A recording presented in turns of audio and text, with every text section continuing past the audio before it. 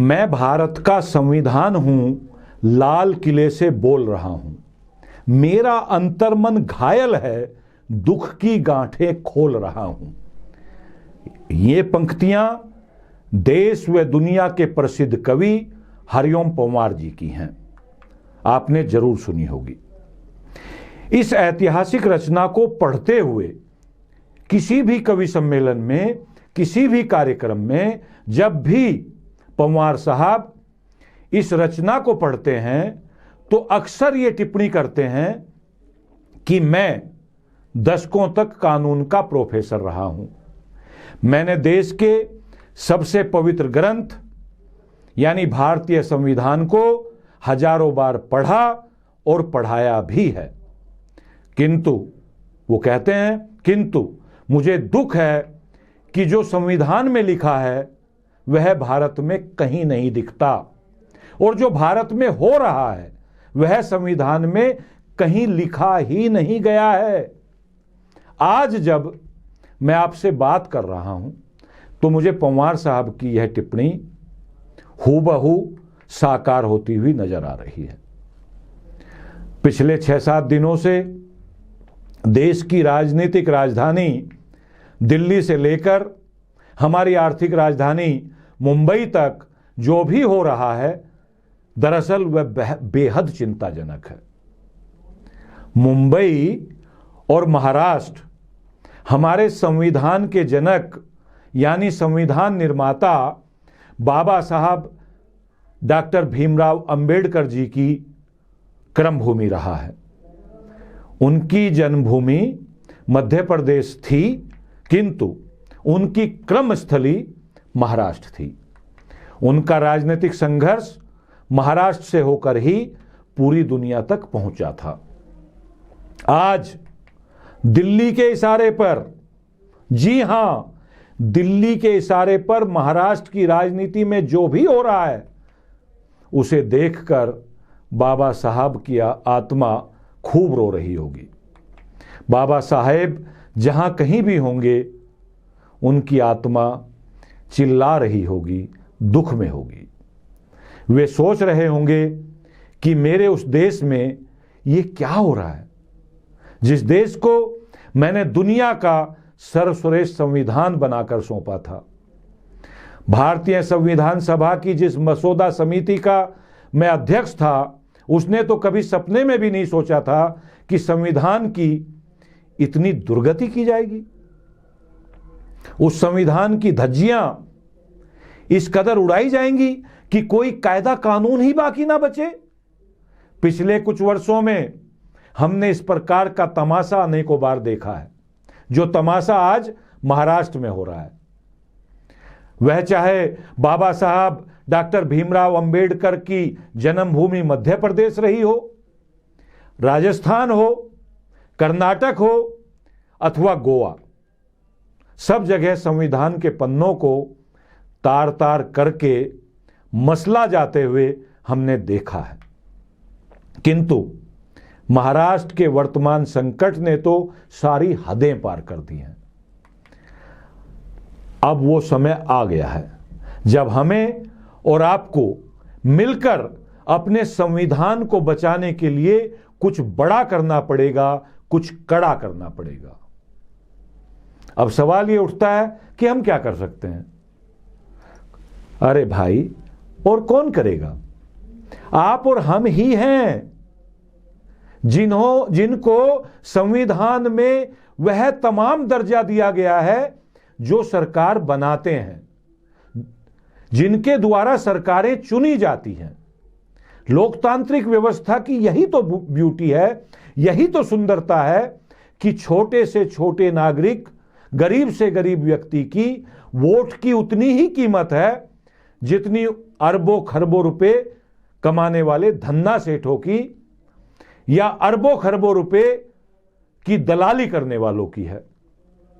यदि हम अपनी संसद पर दबाव डालें और यह नियम बनवा दें कि जो सांसद और विधायक जिस दल के टिकट पर चुनाव लड़कर जीता है, यदि वो उस दल को छोड़ता है तो उसकी सदस्यता तुरंत समाप्त हो जानी चाहिए।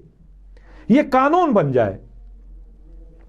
कानून ये कि जो सांसद अथवा विधायक, मायने एमपी अथवा एमएलए, जिस पार्टी के सिंबल पर, जिस पार्टी के टिकट पर चुनाव लड़कर जीता है, 5 साल तक या तो उसी पार्टी में रहे, और यदि उसको पार्टी छोड़नी है तो वो पहले त्यागपत्र दे विधानसभा अथवा अपनी सांसदी से, पुनः चुनाव लड़े और फिर किसी भी पार्टी में जाए, फिर किसी की भी सरकार बनवाए। ये रातों रात जो इनकी अंतरात्मा जागती है, जब ये पार्टी छोड़ते हैं तो साफ है कि उस पार्टी के नियम भी तोड़ते हैं, मर्यादा भी तोड़ते हैं और विचारधारा को भी तोड़ते हैं।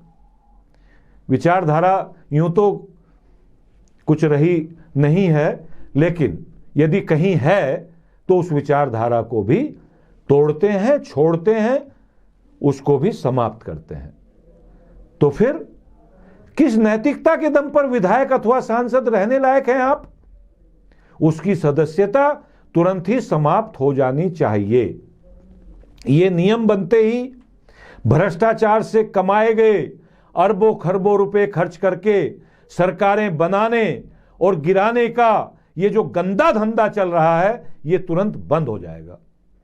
जिस प्रकार का गंदा खेल आज महाराष्ट्र में चल रहा है वो बहुत ही खराब है, किसी भी लोकतांत्रिक व्यवस्था के लिए कतई उचित नहीं है। हां, यह भी सच है कि जिस पार्टी के साथ शिवसेना और उद्धव ठाकरे की जिस पार्टी के साथ यह हो रहा है, उस पार्टी ने भी कुछ ऐसा ही किया है। चुनाव लड़े भारतीय जनता पार्टी के साथ मिलकर, गालियां दी कांग्रेस को और एनसीपी को, पूरे चुनाव में खूब गालियां दी। बाद में जब सरकार बनाने का मौका आया, जब लगा कि भारतीय जनता पार्टी तो आपको मुख्यमंत्री बनाने वाली है नहीं, तो आपने ऐसे लोगों के साथ गठबंधन कर लिया, ऐसे लोगों के साथ आप मिल गए जिनको आप नहीं, आपके पिताजी भी जीवन भर गाली देते रहे, जिनकी विचारधारा को कोसते रहे बाला साहब ठाकरे, जिनको कोस कोस करके गाली दे दे करके वो बड़े नेता बने और आपको अपनी विरासत दे करके गए। आपने क्या किया? आपने उन्हीं के साथ मिलकर के पार्टी बना ली, सरकार बना ली, और सरकार बनाने के बाद आप अपने काडर और अपने एमएलए को भूल गए, जो उन एमएलएज का आरोप है। बहरहाल मामला चारों तरफ से ऐसा ही है।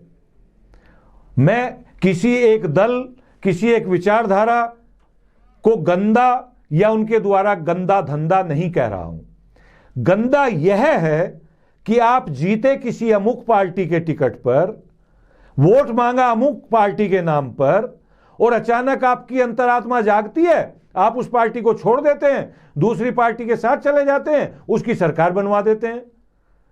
मध्य प्रदेश, महाराष्ट्र, आज उससे पहले गोवा, उसके पहले राजस्थान में प्रयास हुआ, कर्नाटक में हो चुका है, तमाम जगह ये हुआ। खुला खेल, फर्रुखाबादी। तो एक ही मार्ग है। मैंने कई संविधान विशेषज्ञों से बात की है, उनका मत है कि यह प्रस्ताव जो अभी अभी आपके सामने चेतना मंच ने रखा है, यह प्रस्ताव उचित है, उत्तम है और शानदार है। तो आइए हम और आप सब मिलकर के अपनी संसद पर, संसद के संचालकों पर, पूरी व्यवस्था पर यह दबाव बनाएं कि हमें कानून में यह परिवर्तन अब करना ही पड़ेगा, संविधान में यह बदलना ही पड़ेगा कि जो जिस दल से जीता है, जिस दल के टिकट पर एमपी या एमएलए बना है, यदि उसको छोड़ता है तो उसकी सदस्यता तुरंत समाप्त कर दी जानी चाहिए, स्वतः ही कानूनन। आज बस इतना ही। अपना और अपनों का खूब ध्यान रखना। आपके भीतर बैठे परमपिता परमात्मा को प्रणाम करता हूं। मेरा प्रणाम स्वीकार करें। नमस्कार।